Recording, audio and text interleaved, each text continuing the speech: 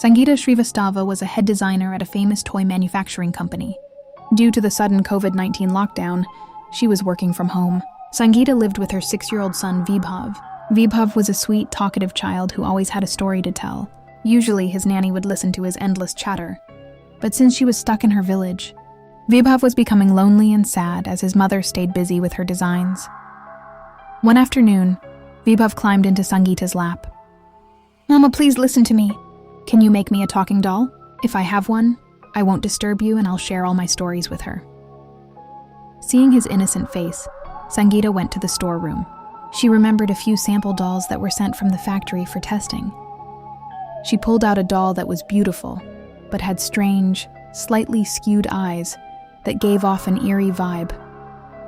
Vibhav was thrilled. "Oh wow, Mama. She's perfect. Now I have a best friend." He took the doll to his room, and Sangeeta returned to her computer. A few hours later, at the dinner table, Sangeeta noticed something odd. Vibhav was eating with a ravenous hunger she had never seen before. He finished his food in seconds, and even started eating from Sangeeta's plate. "You must be very hungry from playing," she thought, trying to ignore the uneasy feeling in her gut. Suddenly, a strange laughter echoed from the hallway. It was Vibhav, but the pitch was different, deeper, colder. Sangeeta rushed to find him and gasped. Vibhav was sitting on top of a 7-foot-tall wardrobe clutching the doll. "How did you get up there? You could have fallen," Sangeeta screamed. Vibhav looked down with a blank expression. "Mama, my doll told me to play here. She held my hand and helped me climb up. It was easy." As days passed, the atmosphere in the house turned heavy. Every strange event was followed by Vibhav saying, "The doll told me to do it." He would appear in high places in the blink of an eye, or laugh in voices that didn't sound human. Sangeeta started feeling like she was losing her mind. One night, Sangeeta called him for dinner. Vibhav refused. "I won't eat," he said in a chilling, distorted voice. "My doll told me that if I stop eating, I will slowly die. And then I will become a doll just like her and live in her world forever." Horrified, Sangeeta raised her hand to slap him, but her hand froze in midair. An invisible force prevented her from touching him. She looked at Vibhav. His eyes were now blood red. The doll in his hand started laughing, a high-pitched, demonic cackle.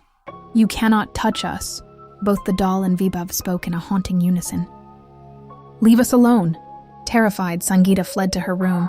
Later that night, she crept into Vibhav's room while he was asleep. With trembling hands, she grabbed the doll. She took it to the storeroom, and in a fit of frantic fear, tore the doll into pieces.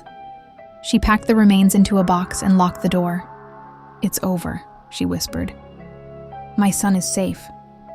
But when she returned to the bedroom, her heart stopped. The doll was lying on the bed where Vibhav should have been, and in the doll's hand was a tiny toy figure that looked exactly like Vibhav. "I told you," the doll's voice whispered from the shadows. "I am a curse. I needed a companion for my world, and now Vibhav is mine." Sangeeta fainted from the shock. She woke up to feel water being splashed on her face. Vibhav was standing over her, looking worried. "Mama, you were screaming in your sleep. I called the nanny on the phone and she told me to put water on you." Sangeeta hugged him, crying with relief. It was just a nightmare. Or was it? She asked about the doll. Vibhav said he couldn't find it. Sangeeta ran to the storeroom and saw the box of pieces she had torn earlier. To end the curse once and for all, she lit a match and set the pieces on fire. She watched them turn to ash. When she walked back into the living room, the doll was sitting on the sofa, smiling a wicked smile. "I cannot be destroyed," the doll whispered. Sangeeta's blood ran cold. She ran back to the storeroom, looking at the ashes of what she had just burnt.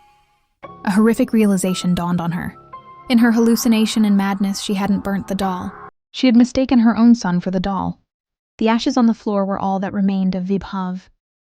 Sangeeta was found days later, completely broken.